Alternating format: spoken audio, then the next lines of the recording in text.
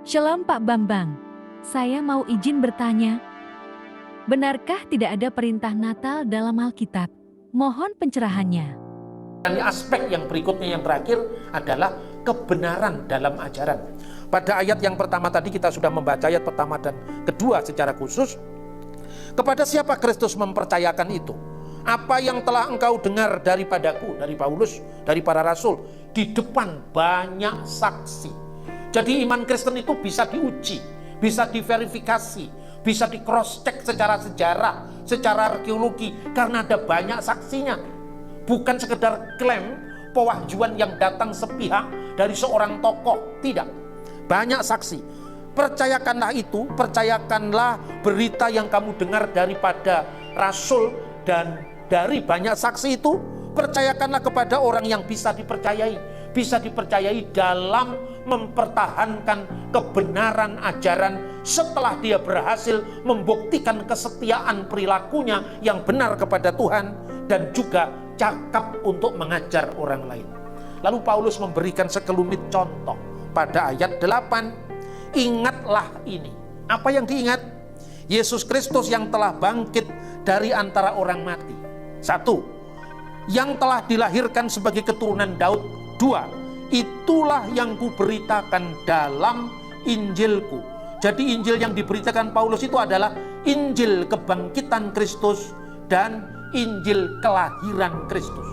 Jadi tidak mungkin kita mengenal Yesus yang mati, yang bangkit dari antara orang mati, jikalau kita tidak melihat realitas kelahiran Yesus.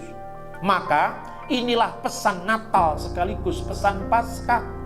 Yaitu apa? Dia yang bangkit dari antara orang mati, itu bukti kemenangannya, itulah Paskahnya yang jaya. Tapi dia juga yang lahir dari keturunan Daud. Jadi Yesus yang pernah ada, berkarya, bahkan akhirnya mati untuk kita, itu benar-benar firman yang menjadi daging. Karena itu kelahirannya bisa dilacak, bisa dicatat dalam sejarah, ada banyak saksi. Nah saudara-saudara, ini penting saya sampaikan, karena ini kebetulan menjelang Natal. Sebentar lagi pasti di dunia medsos, hei Natal kelahiran Dewa Matahari, Yesus tidak lahir di musim dingin, pasti begitu kan?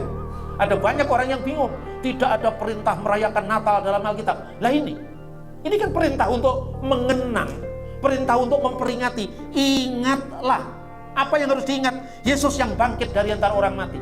Apalagi yang perlu diingat? Yesus yang lahir dari keturunan Daud.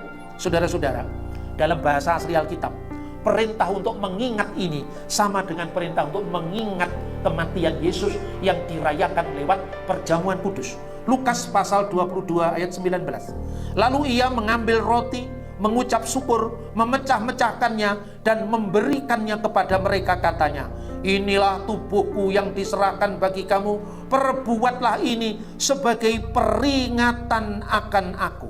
Peringatan itu anamnesis, sebagai peringatan, dan itu mengingatkan pada bahasa Ibrani zikaron. Zikaron itu artinya apa? Zikir. Zikir itu kan mengingat Tuhan. Bahasa Arab zikir itu bahasa Ibraninya zakar, zikaron. Zikaron itu artinya mengingat. Jadi kematian Yesus yang dirayakan lewat perjamuan kudus atau ekaristi itu adalah bentuk zikaron, peringatan akan Paskahnya.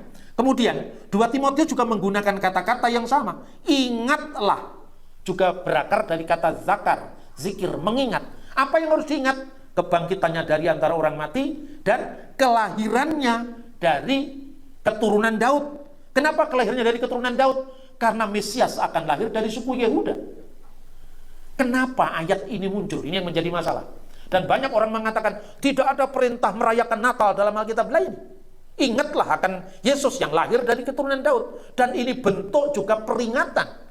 Lalu saudara-saudara, dalam teks yang tadi saya baca, 1 Yohanes pasal 4 tadi, dikatakan siapakah roh antikristus itu?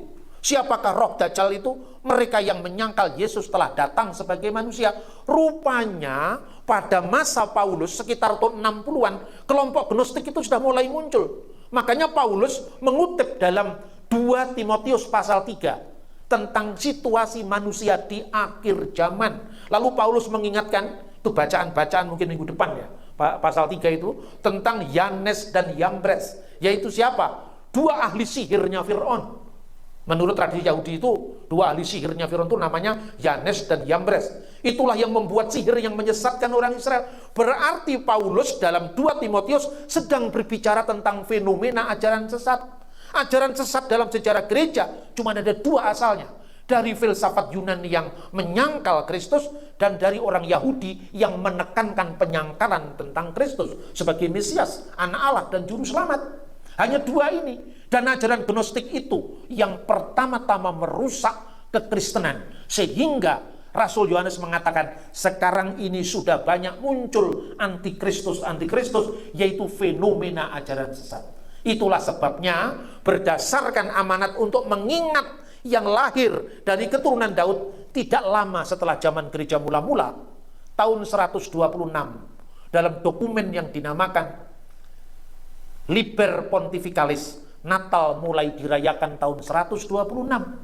Jauh sebelum kelahiran Dewa Matahari, dirayakan tahun 354. Jauh sebelum titik balik musim dingin dirayakan oleh Kaisar Aurelian tahun 274. Ini tahun 126.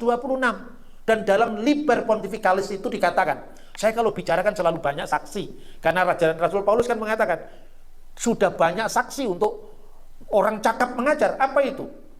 Yang ditetapkan tahun 126. Setiap malam Natal, hendaklah engkau membaca Lukas pasal 2 ayat 14 dan nyanyikanlah itu. Bunyinya apa? Kemuliaan bagi Allah di tempat yang maha tinggi dan damai di bumi bagi manusia yang berkenan kepadanya. Dari tahun 126 sampai sekarang masih kita nyanyikan Gloria